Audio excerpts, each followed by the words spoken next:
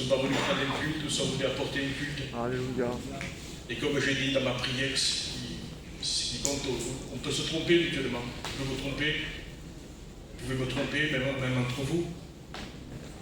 Mais Dieu a les yeux comme une flamme de feu. À quoi ça me servirait de jouer, C'est vrai, amen. de tricher? Amen. À quoi ça nous apporterait? C'est vrai. Pour le candidaton? À quoi ça servira? Parce que je me permets de vous dire, les frères, que le jour de vérité approche. Le jour de la vérité. Le jour de la réalité. Amen. Nous allons tous, je dirais, nous trouver devant le Seigneur. Bientôt.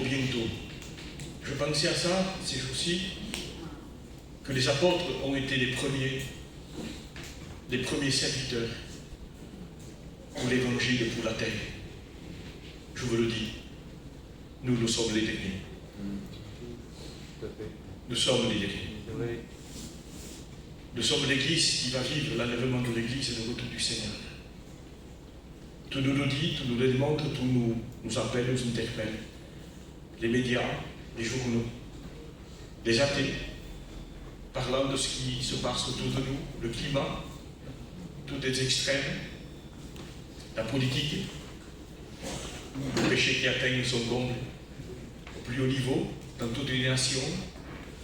Et là, si on rejette Dieu, on rejette Dieu, il renie le Père, il renie le Fils. Nous vivons un temps bizarre et dangereux. Donc, puisque nous sommes dans un temps bizarre et dangereux, je voudrais être un peu plus conscient que nous sommes en danger. Nous courons un grand danger. Parce que l'Église n'est pas chez elle. On n'est pas chez nous, les frères. On n'est pas chez nous. Et comme on n'est pas chez nous, eh bien, nous sommes sur un territoire ennemi. Et nous sommes environnés d'ennemis. Nous sommes environnés d'ennemis.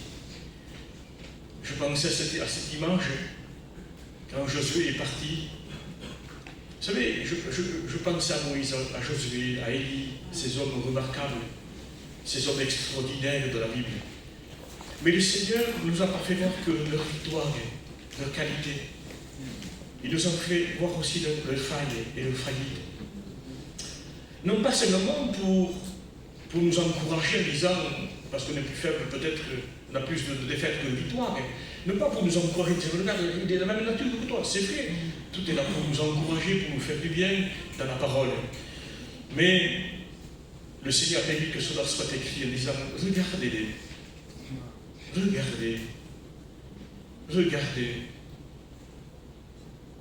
Ils sont tombés dans des pièges. Ils se sont laissés tromper. Ils se sont fait, pardonnez-moi l'expression, ils se sont fait avoir. Le grand Moïse, le grand Josué, les Gabaonites sont venus. On est une tribu très loin, avec des vieux vêtements, le pain rassis, tout, les vieilles chaussures, tout pour tromper. La séduction était là pour tromper. Et comme il n'a pas consulté Dieu, parce qu'il n'a pas prié, ils ont été l'occasion de chute pour Israël. Moïse, le grand homme de Dieu, Dieu avait dit, tu frapperas la première fois le rocher. Et il l'a fait, l'eau a coulé. Après il dit non, tu ne frapperas plus, tu lui parleras au rocher. Parce que notre Seigneur a été frappé qu'une fois, pas deux fois. Le rocher c'était Christ. Tu parleras, et dans la foi, et dans la victoire, et dans le tout est accompli, eh bien, non pas dans le jugement, mais dans la grâce, l'eau coulera. Et lui, avec un zèle, eh bien, il s'est laissé emporter peut-être par l'irritation du peuple, l'homme passant de la terre et sans rire. Il a frappé le rocher. Il n'est pas rentré en Canaan. Il n'y a pas de petite désobéissance. Mes frères, les choses de Dieu sont sérieuses. Amen. Les choses de Dieu ne sont pas gitanes. La Bible n'est pas gitane. Il y a mauvais, c'est pas basse. Il y a mauvais pour la vie, mais pas pour les choses de Dieu. Je voudrais être sage ce matin, Parce que des fois on est gêné, je vous le dis, on est gêné. Moi, je suis gêné, m'arrive que je suis gêné. Je suis gêné parce qu'aujourd'hui, parce que je veux être équilibré, je veux m'équilibrer, et la vie est là pour nous équilibrer. Les histoires de Josué, d'Élie, qui a été donc extraordinaire devant les 850 faux prophètes, mais devant une femme a tremblé, a fui. Vous savez, on peut être en haut et même être en bas. Alors, il ne faut pas s'enfler, il ne faut pas se lever. Alors il dit, regardez, prenez garde. Prenez garde. Faites attention. Faites attention. Alors des fois on est gêné et ça m'arrive. Parce que quand on parle de mise à part, de communion, de prière, on a peur d'être accusé de légaliste. Je me sens gêné quelquefois. Parce qu'aujourd'hui, si on dit de prier aussi devant Dieu, c'est pas lourd, il n'est pas sur la grâce. Seigneur, c'est vrai que la prière ne me sauvera pas, mais la prière permet de garder mon salut. C'est ça l'équilibre.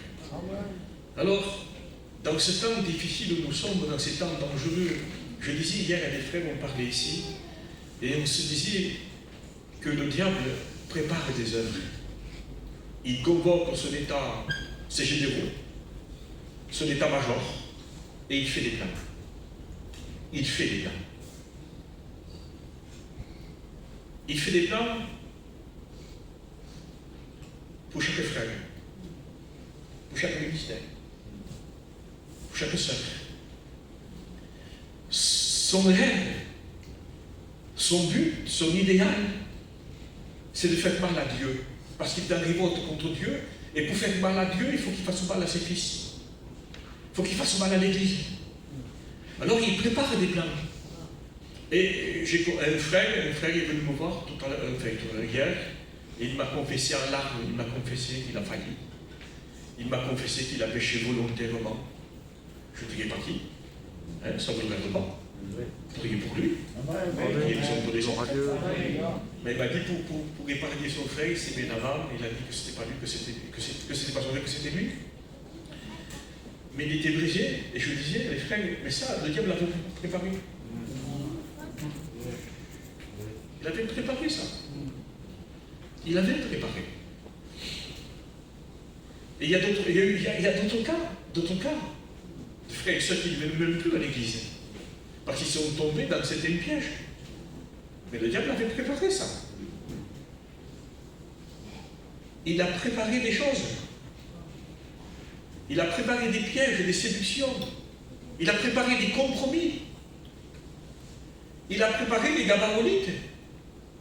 Jézabel et tant d'autres, et tous ces pièges où ces hommes de Dieu sont tombés. Il dit, prenez garde, c'est écrit pour vous servir d'exemple. Afin que vous ne fassiez pas comme eux. On vit un temps dangereux. Et je disais à des frères, je crains qu'il y ait encore des pertes dans l'Église. J'ai peur que des frères et des sœurs tombent dans des pièges du diable. Maintenant, Seigneur, comment faire pour s'en sortir? Comment faire? Vous voulez la solution? Et vous ne ferez aucun tracas, aucun souci pour l'ennemi, pour ses pièges et pour ses ruses. Il est fort quand même pour nous faire tomber. Non. Il y a la solution. Amen. Soyons dans les œuvres que Dieu a préparées pour nous. Amen. Et on ne risquera pas de tomber dans ces pièges. C'est simple, non? Approchons-nous de Dieu. Vivons avec Dieu, vivons pour Dieu. Ayons le regard sur lui. Et si nous avons le regard sur lui, on ne coulera pas. Vous savez l'exemple que je veux prendre ici. On ne coulera pas. J'ai remarqué que souvent dans la prédication, vous retenez des mots. Et qui certains les saisissent. Parce que cette parole leur va bien. Parce qu'ils trouvent dans cette parole un réconfort, un encouragement. Et bien, gloire à Dieu. Gloire à Dieu. Des fois, vous oubliez toute la prédication et vous regardez que ce mot. Un exemple. À pas de fourmis. À qui ça va plus, ça? Quand le frère a prêché, et il disait, je vais à pas de fourmis, je prends ce que tout le monde a pris. Parce que peut-être on marche comme des fourmis aussi. Alors on a pris cette parole pour s'encourager, pour se fortifier. C'est pas un mal, c'est pas un mal. Mais ce matin, je voudrais qu'on s'attache à une parole, à un mot. Je voudrais qu'il y ait un mot. Je crois que c'est la volonté de Dieu qu'il y ait un mot pour chacun de nous. Un mot qui est là pour nous fortifier, nous encourager, nous relever, nous donner des forces, nous donner une capacité. Parce que dans le mot de Dieu, il donne ce qu'il ordonne. Quand il te demande quelque chose, c'est parce qu'il t'a donné la capacité de l'accomplir. S'il te demande quelque chose, c'est parce qu'il te donne en même temps le vouloir de le faire. Et bien quoi, le vouloir, la capacité de le dire, tout étant dans le mot de Dieu. Quand Dieu ordonne, il donne le moyen de l'accomplir. Tout ce que Dieu nous ordonne dans sa parole nous enseigne.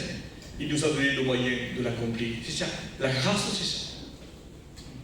La grâce, c'est ça. La grâce, c'est pas Dieu le voit, que je ne peux pas, donc je ne le fais pas, je prends les chemins de traverse. Hein? Et la grâce est là pour me laver, me purifier, me sanctifier. Non, ça c'est le léger. Ça c'est quelqu'un qui n'est pas droit. Ça c'est quelqu'un qui n'est pas vrai. Non, non, la grâce est pour celui qui veut vivre dans la grâce. Et la grâce c'est la parole de Dieu. La grâce c'est l'évangile. La grâce c'est Jésus. Si vous m'aimez, vous gardez ma parole, a dit Jésus. La grâce est pour ceux, pour les cœurs honnêtes. La grâce est pour les cœurs sincères. Les cœurs qui ne jouent pas la comédie, qui ne trichent pas. Les cœurs vrais. Je suis mal et je suis mal. Frère, je me lève ce matin, je viens devant. Au secours, les frères. Priez pour moi, j'y arrive plus. Il faudrait qu'il y ait un peu plus de liberté, un peu plus d'humilité. Un couple, une sœur, un frère, se lever. Mon couple va mal, on n'y arrive plus, on ne s'entend plus. Les frères, vous ne voulez pas prier pour nous? Seigneur, mais il faudrait ça, les frères. Si on n'arrive pas, on n'arrive pas. Mais il faut l'avouer, il faut le confesser, pour se repentir, et on est là pour s'aider les uns les autres. Ça, c'est important. On ne sait pas ce que demain se produit. Ali, ce matin, m'a dit, j'ai eu un rêve, j'ai rêvé qu'on prie ensemble. Gloire à Dieu. Et moi, je lui ai dit, et moi, c'est tenu chez rêvé qu'on se disputait.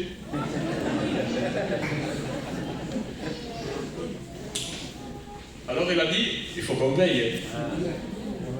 Mais oui. Mais oui. Mais oui. On prie, mais si on ne veille pas, on se fait avoir. Seigneur, besoin de ta grâce. Besoin de ta patience. Ce matin, je réfléchissais, je vais dire au mot que je voulais vous dire. On ne dira pas tout, c'est tellement.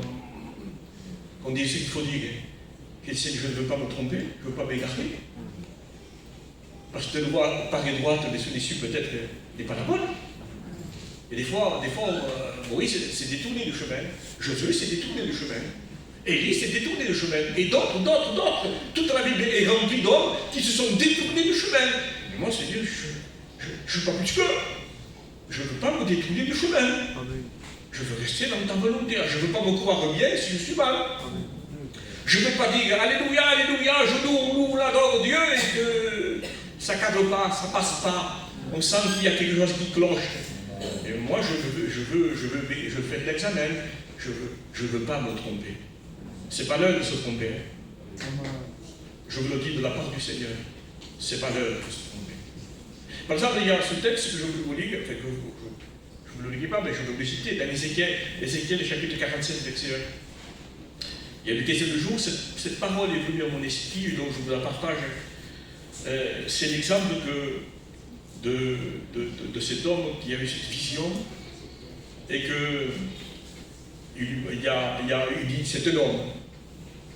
Hein, il dit c'est un homme, donc je prends le mot qui est écrit ici. Je dis que c'est un homme, c'est un homme. Il prit un cordeau, il mesura 1000 coudées. Et c'est le mot que je voudrais vous dire ce matin. C'est le mot que je voudrais que vous accapariez. Avance.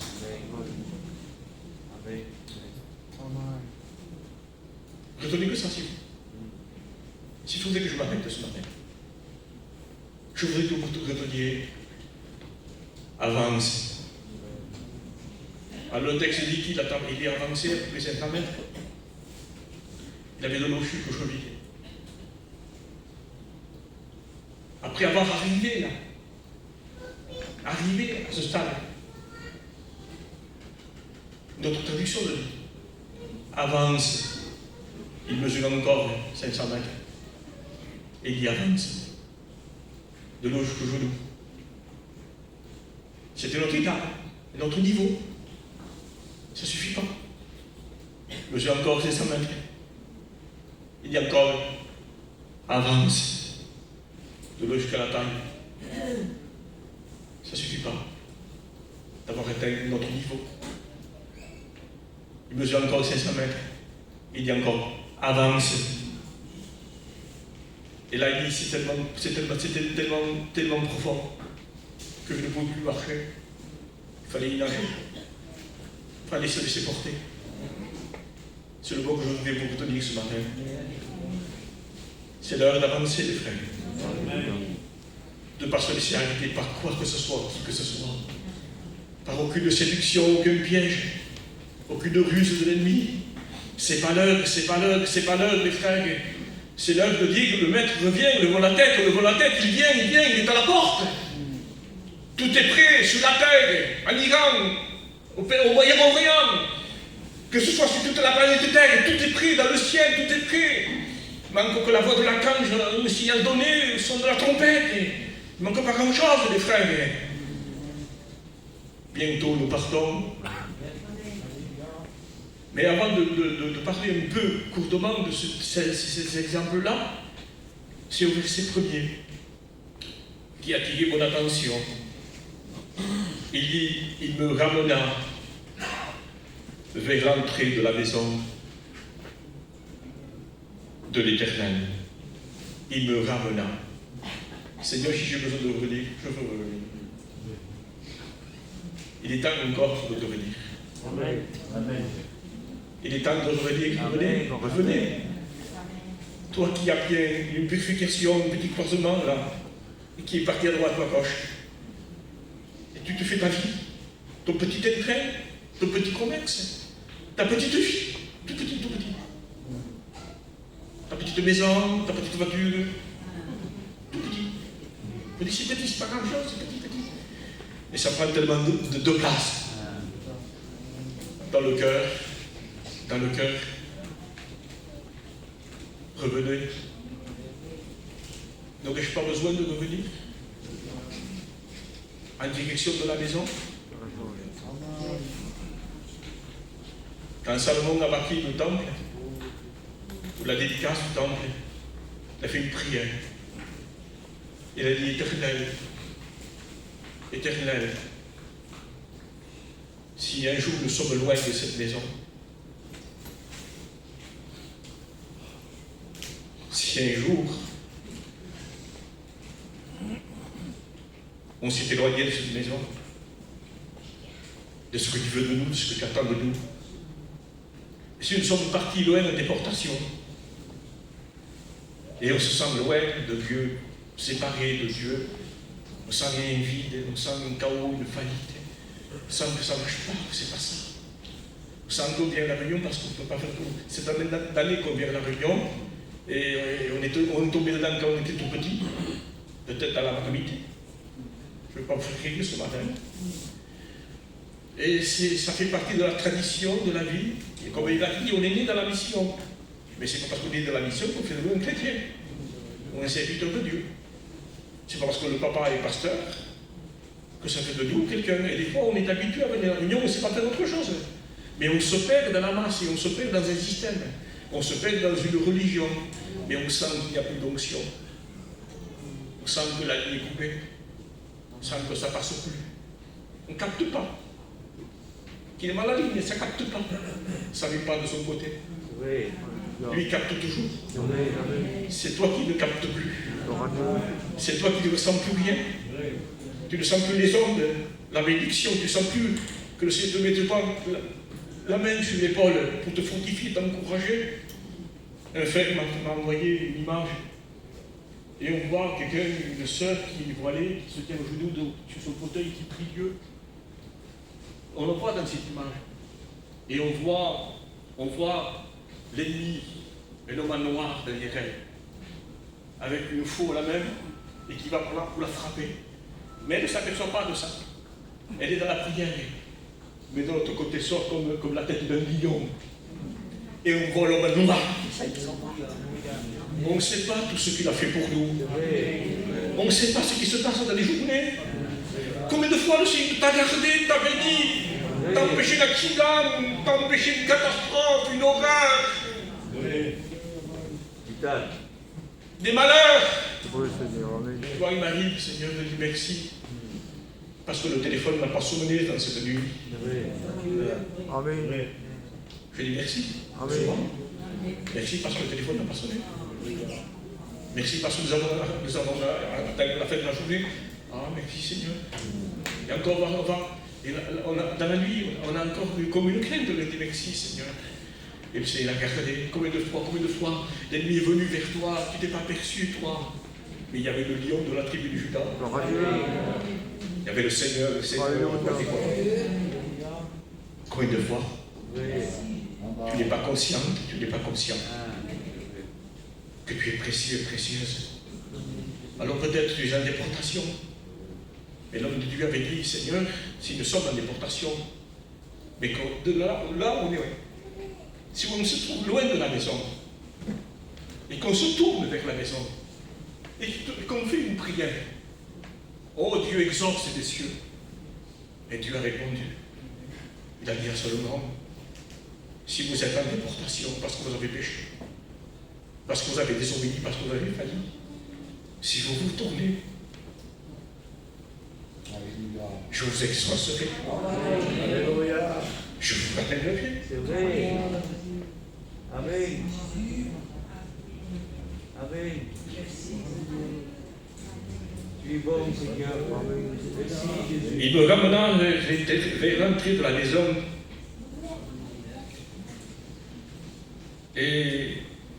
Mais si vous lisez le texte, voici que l'eau sortit du seuil. De l'eau sortit du seuil. Quelle grâce.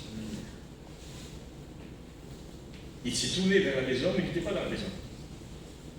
Mais même sans être dans la maison, l'eau est sortie. L'eau sortait.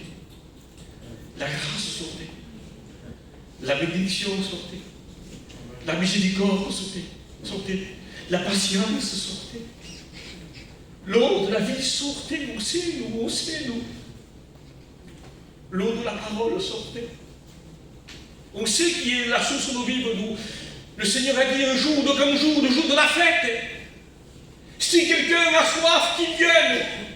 Il est la source, même si on n'est pas encore dans la maison.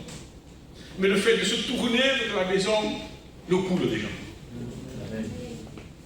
La bénédiction est là. La grâce est là. C'est la main qui te prend, qui te relève. Tu t'enfonces, il te sort. Mais c'est ça, dès que je tourne du seuil de la maison, dans ton four, l'eau sort. J'aime ça. Le brigand à la croix n'a rien trouvé. Il ne faisait pas des prières, il n'a pas jeûné, il n'a pas témoigné, et il n'a pas parti évangéliser, il n'a rien fait. Mais dès qu'il a tourné sa tête vers la maison, vous pouvez tourner la tête, il était crucifié. Mais dès qu'il a tourné vers la source l'a envahi. Aujourd'hui même, tu seras avec moi dans le paradis. Ça, c'est la grâce. Ça, c'est la grâce. Donc, de l'eau a commencé à sortir. Dès qu'on se trouve, l'eau coule. On est là. Si tu es touché, l'eau coule déjà. Tu te sens rafraîchi. Tu te sens béni. Parce que c'est la grâce, c'est la parole qui vient et qui purifie en même temps. Ne cherche pas à te purifier. Proche-toi de l'eau. Avance-toi de l'eau, dans l'eau. Et l'eau fera partir l'impureté. Nous, on veut combattre, non, ne combat plus. Livre-toi. Combat plus. Ne résiste pas. Donne-toi. Alors, il arrive que ça c'est les pieds dans l'eau jusqu'au cheville. Nous avons rencontré la source d'eau vive. Nous l'avons rencontré. Il a envahi nos cœurs. Mais on ne s'est pas compter tout ça, nous avons rencontré l'eau jusqu'au cheville. Après, il dit encore plus loin, il faut aller plus loin, les frères. Si on veut rentrer dans la maison, il faut aller plus loin. Alors, de l'eau jusqu'au genou. Jusqu'au genou. Image de l'humiliation, de la repentance. du renoncement, du brisement, de l'acceptation, l'image de la prière. Si vous voyez quelqu'un de debout, on dit il travaille, quelqu'un qui est passif, on dit il mange, quelqu'un qui marche, il se promène, mais vous voyez quelqu'un à genoux, qu'est-ce que vous dites? Il prie, il prie. Étienne, pendant qu'on le lapide, il se met à genoux, il voit le ciel ouvert. Et il ne l'amène plutôt pas son péché.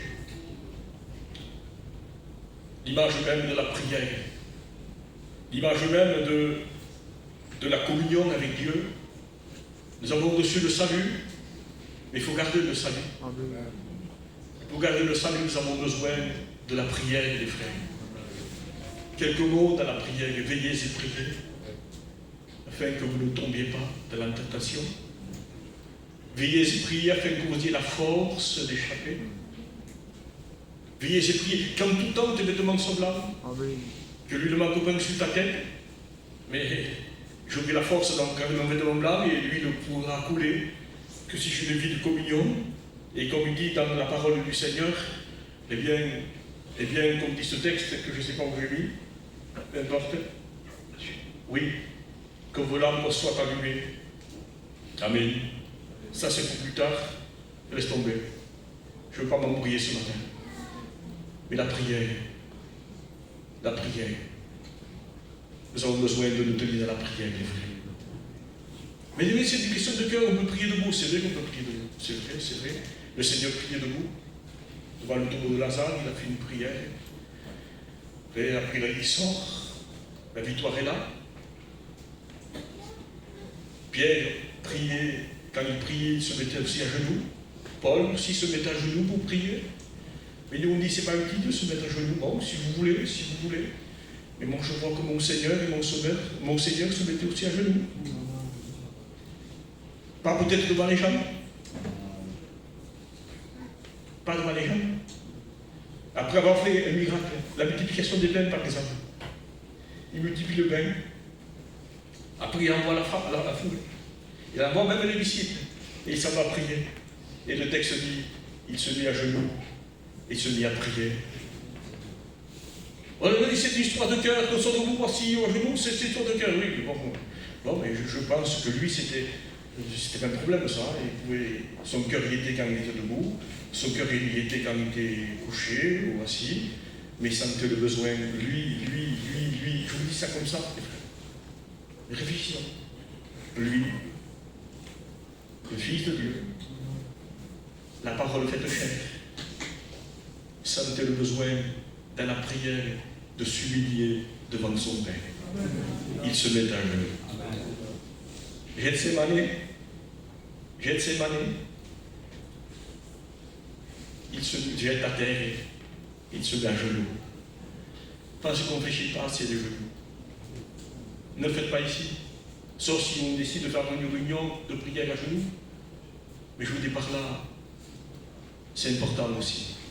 Parce que c'est une image d'humiliation. C'est une image d'acceptation. C'est une image de renoncement. Vous comprenez ça? Alors ne dites pas, mais notre cœur, c'est pas vrai. Non, Jésus le faisait, c'est parce que c'est pas pareil. Il y avait son cœur partout, mais non. Mais il se mettait à genoux. Je me rappellerai toujours ma grand-mère. J'avais 6-7 ans, souvent je partais avec eux.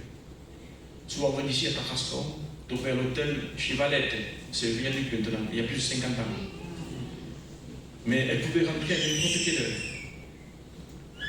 Elle prenait son foulard, je la vois, j'avais 6 ans. Elle se mettait à genoux pour prier. Tous les soirs. Courtement, mais pour prier son Dieu. Elle se mettait à genoux.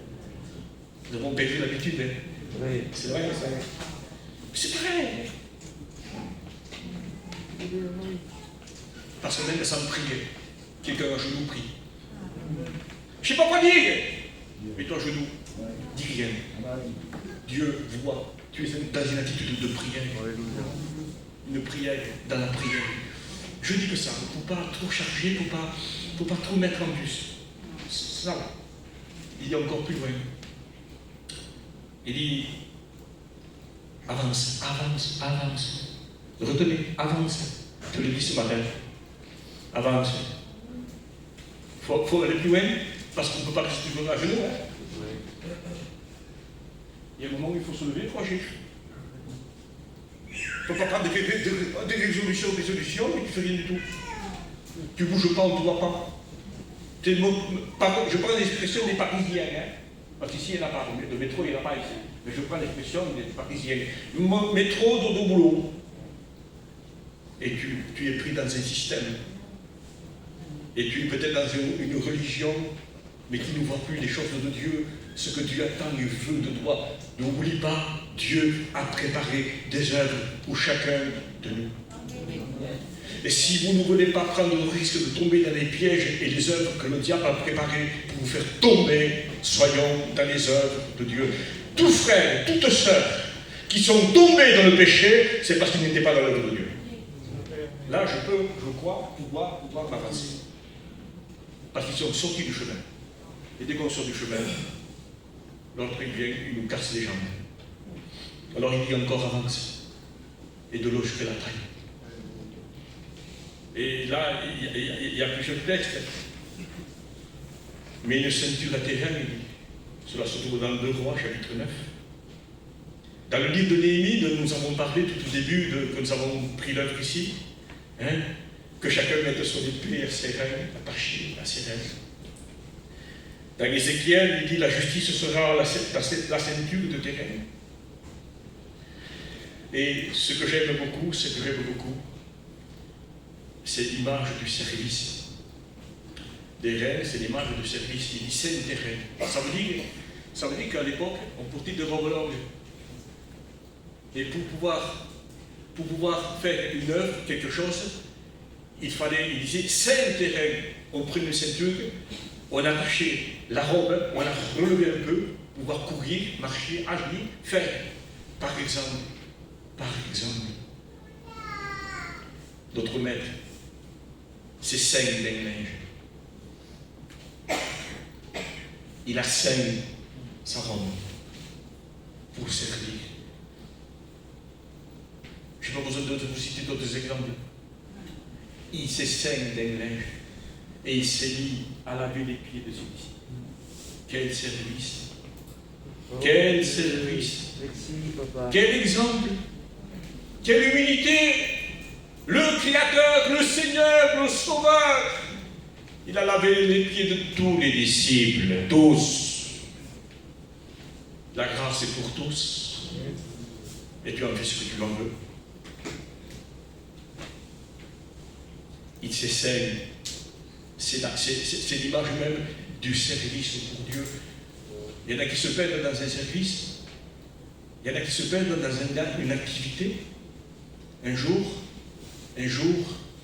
un démon m'a parlé. Je ne sais pas quel grade il avait, mais il m'a parlé. J'étais pasteur à Béziers, et à Béziers, c'était 24 heures. Allez, soyons un peu plus humbles. 17 heures pour l'œuvre et le reste pour moi. Ni femme ni enfant. Manque d'équilibre, manque de sagesse, mais pris par l'œuvre, dans les visites, à fond. Et un jour que je venais de faire des visites, je me suis trouvé dans un stop. Et ce démon m'a parlé. Mais il dit, mais toi, tu vis pour l'œuvre. Du matin au soir, il n'y a plus rien qui compte. Tu es là pour l'œuvre. Tu n'as pas besoin de prier, toi. Ta vie est une prière. Je me suis regardé au miroir, au rétroviseur, et j'ai dit, arrière de moi, je te chasse. Vous comprenez? Il voulait me faire croire que je pouvais servir sans me mettre à genoux. Oui. Que je pouvais rentrer dans un service, parce qu'aujourd'hui, on saute les étapes. Le tout jeune qui se convertit sans mépriser les jeunes qui y a parmi nous, que je respecte, que j'aime beaucoup, et qu'on a confiance en eux, et qu'il y a des anciens ici pour les entourer. Mais il y a les jeunes qui se convertissent, et dès qu'ils se convertissent, qu'est-ce qu'ils voient? Le pupitre. On sort tout. On sort les chevilles, on sort les genoux, et on veut rentrer les gens dans le service pour Dieu.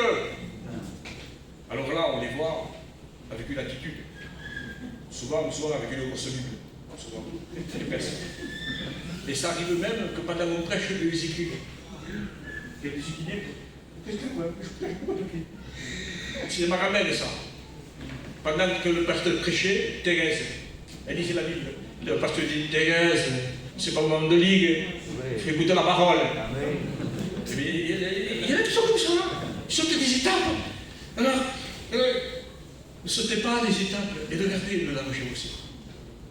Le danger, il faut qu'il y ait le mot pour chacun, c'est que le jeune qui se convertit, il reçoit. Et là, moi, je vois l'image de cet ouvrier qui a reçu un denier. Mais il devait travailler 12 heures. Mais il a travaillé qu'1 heure. Et parce qu'il reçoit un denier, il s'enfle. C'est celui qui vient tout juste de se convertir. Il est béni. Il est content. Il se sent bien. Il a rencontré Jésus. Gloire à Dieu, gloire à Dieu, gloire à Dieu. Mais il y a des fois du mépris dans le cœur pour les autres. Pour les plus anciens. Ah lui, dans quel état il est? Tout cabossé, sa armure est tout cabossé. Oui, mais parce qu'il a pris les coups. Ton armure n'a pas été toute neuve. Et tu as une attitude comme si tu connaîtrais le combat. Tu connais rien. Et des fois, il y a du mépris, des gens méprisent les plus anciens. Bon, j'étais au fond, je regardais des frères, des sœurs, je regardais des frères, je regardais des sœurs. Ça fait 20 ans qu'ils se battent. 20 ans, des fois, de tribulations, de soucis, de tracas, de problèmes. Assaillis de tous les côtés, mais ça fait 20 ans qu'ils combattent et 20 ans qu'ils sont là. Ça fait 30 ans d'autres, depuis que l'œuvre est ouverte, tout cabossé, l'armure, le bouclier. La passe, ça se passe bien, tout c'est bien, ça se passe. Illiminable, toi tu viens de convertir, tu es fort. T'es pas sorti du nid. Tu sais pas, elle est belle, ton épée, oui, elle est neuve. Donc les jeunes, ne méprisez pas les anciens. Je vous en supplie. Ne vous laissez pas enfler d'orgueil par des vies. Soyez humbles. Et regardez vos aînés comme des pères et des mères en disant eux, ça fait 20 ans qu'ils sont chrétiens et 20 ans qu'ils prennent les coups. Ils sont encore là. Amen. Amen. Béni soit le Seigneur. Je peux le vivre. Mais je vois que c'était important de le souligner, de ne pas griller les étapes. Le service, le juste règne. Je ne peux pas me perdre dans un service sans communion, les frères. Parce que je peux dire, j'ai fait ça, Seigneur.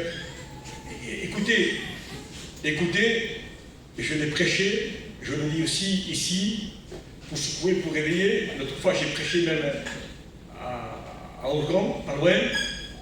Je l'ai prêché ailleurs. J'ai prêché sur les chrétiens qui vont à l'enfer.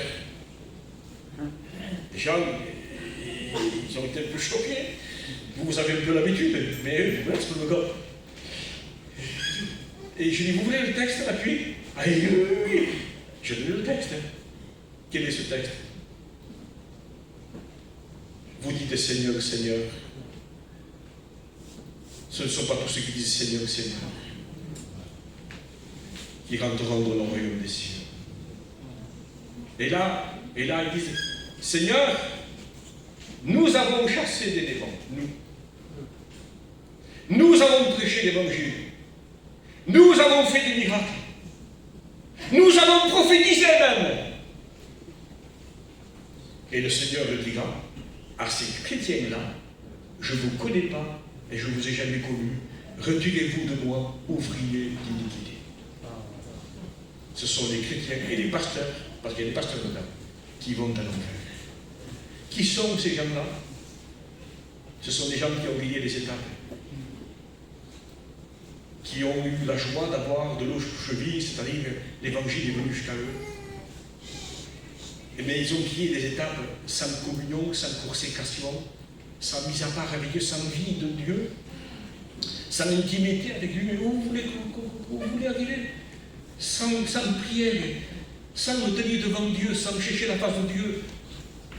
Déjà, je ne saurais pas où aller, et je ne saurais pas quoi faire. Ils ont allé, je ne les ai pas envoyés, ils ont parlé, je n'ai rien dit. Ce sont des gens qui sont partis peut-être quelque part, pour du soi-disant pour Dieu. C'était plutôt... Vous savez, il y en a beaucoup qui vont quand même vers la Côte d'Azur. Je ne sais pas s'ils ont consulté Dieu, parce que peut-être s'ils avaient consulté Dieu, Dieu aurait dit partez à la montagne. Je n'accuse pas les frères qui sont dans la Côte d'Azur, vous comprenez bien, hein, parce que j'ai été moi aussi. Mais je vous dis par là, ils ont allé, je ne les ai pas envoyés, ils ont parlé, ils ont prêché, et Dieu dit, et moi j'ai rien dit, c'est vrai, ils ont apporté une prédication. Ils ont parlé de Dieu, mais ce n'était pas le message que je voulais apporter à l'Église. Et Dieu dit, mais qui assistera à mon conseil? Ne nous perdons pas dans un service, même dans l'œuvre des frères, même dans une responsabilité.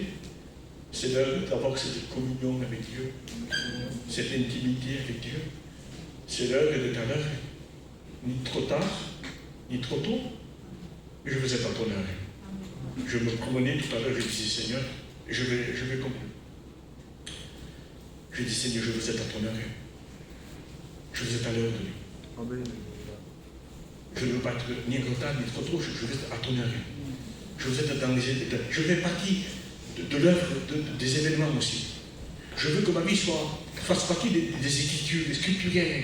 Je veux que ma vie de prière, je veux que mon service, je dis à Dieu, Seigneur, il faut que je puisse te dire, parle à ton serviteur, écoute. Il faut que je puisse lui dire, comme je lui ai dit ce matin, me voici que veux-tu que je fasse. Et j'ai ajouté, Seigneur, il faut que je te dise, me voici en moment. Dans ce putain de... Mais il ne peut pas faire autrement. Il ne peut pas faire autrement. Nous ne perdons pas les frères de l'eau jusqu'à la taille.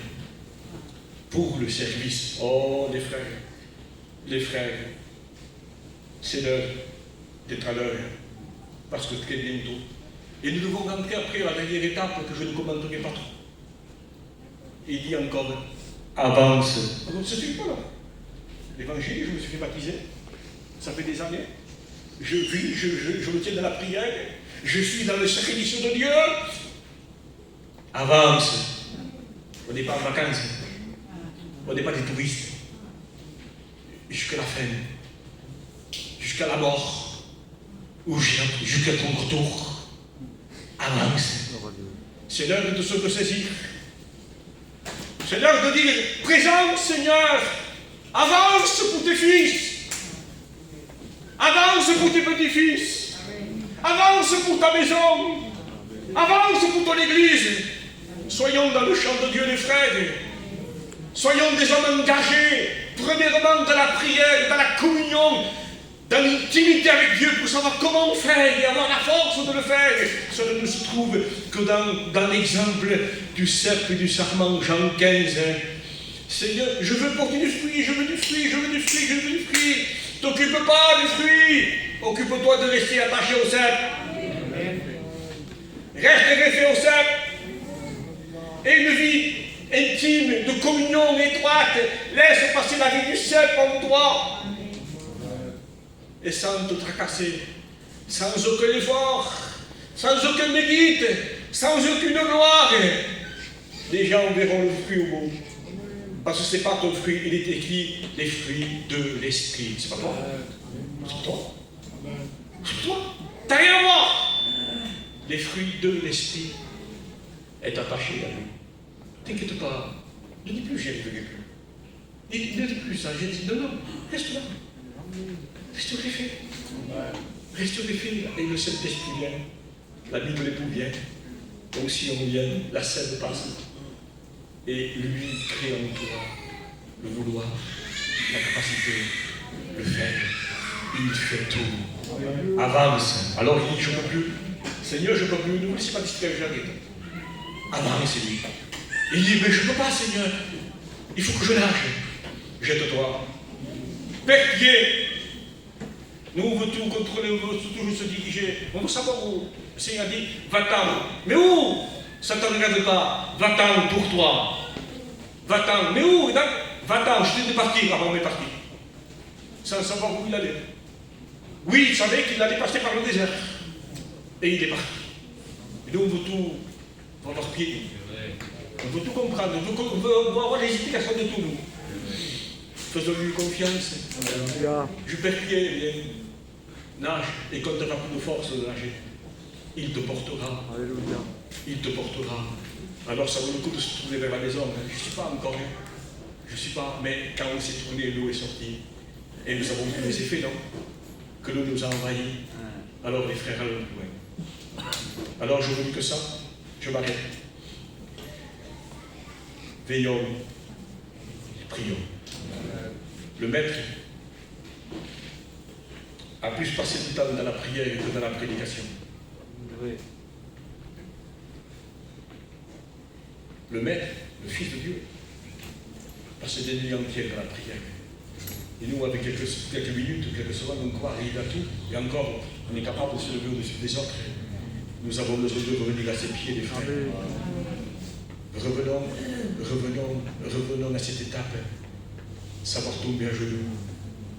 Savoir me mettre quelque part à genoux devant la force du Seigneur. Je n'attends que prie le Seigneur, mon frère.